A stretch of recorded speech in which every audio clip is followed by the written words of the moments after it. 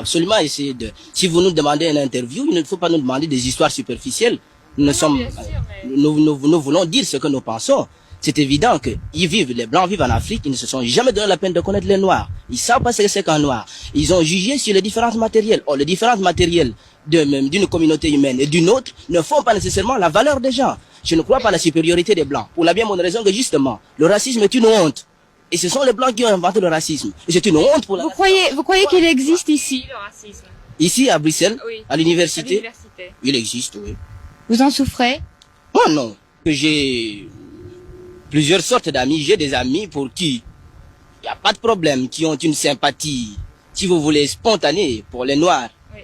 Il y en a qui sont absolument indifférents. Ils ne connaissent pas le noir, ils ne se sont jamais posé de problème.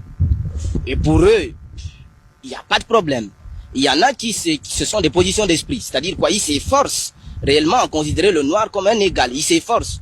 Je ne garantis pas que leurs sentiments correspondent, par exemple, à leur prise de position ou à leur esprit, ou enfin à leur position d'esprit, à leurs idées, enfin. Parce que la discrimination raciale tient à l'éducation, à une certaine façon de concevoir, si vous voulez, la vie matérielle, etc. Il est un fait que, par exemple, la présentation matérielle du noir et du blanc sont totalement différents. Et pour un blanc, il n'y a rien à faire, enfin.